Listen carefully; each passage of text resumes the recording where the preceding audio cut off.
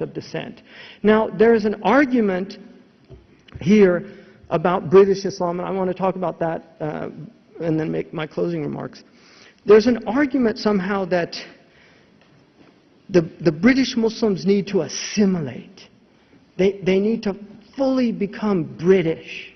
And there's this problem with multiculturalism. Multiculturalism is threatening the cohesion of our society. I'm amazed at the idea of cohesion. I'd like to see it, where all this wonderful cohesion is. I think people that are in their 70s in this room can remember how cohesive neighborhoods were 60 years ago, 70 years ago. They're much less so today, and I'm old enough to remember how my neighborhood was and how my neighborhood is today. So we have social fragmentation is a problem everywhere. Now, the argument that America, and I find it extraordinary that Brits will tolerate this from your politicians, the argument of saying, look at America, how cohesive they are. They all pledge allegiance to the flag. You know, they have Thanksgiving. You know, everybody has a National Turkey Day, and you know, why can't we have a National Pheasant Day? Or maybe that's too upper crusty. Maybe a National Shepherd's Pie Day. You know, so I mean, what's fascinating to me about this is, first of all, America has always been a multicultural society. We have never been a cohesive society. We have people in America that speak their own forms of English.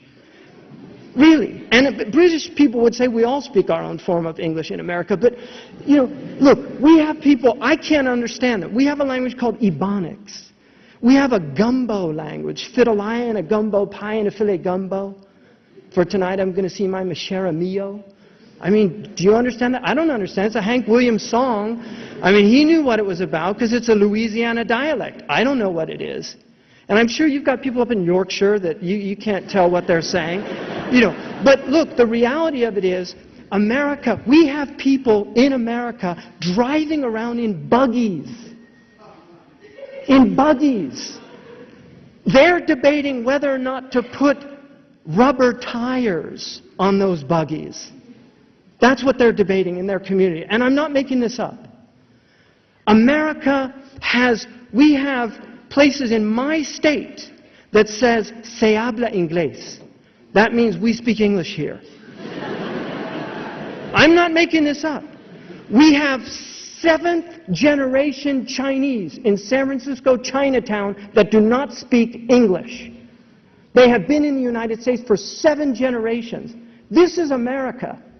So this idea, this fantasy that some of these British politicians have of bringing this wonderful, cohesive America over here, good luck, my friends. Seriously. But one of the things I love about England is that you've always tolerated eccentric uncles.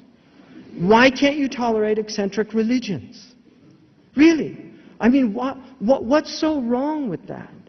You know, this country was forged in religious wars. Religious and tribal wars to a certain degree. It was forged in that. You learn the lessons of those wars. Britain is one of the most tolerant places in the world. It really is. And like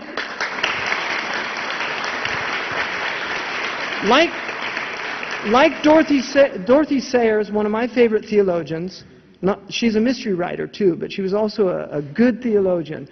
Dorothy Sayers said, the British people are slow to anger, but when they get angry, they behave like fools. And there's probably a lot of truth in that, but the fact that they are slow to anger, that's one of the most precious virtues in Islamic tradition, hilm, which is the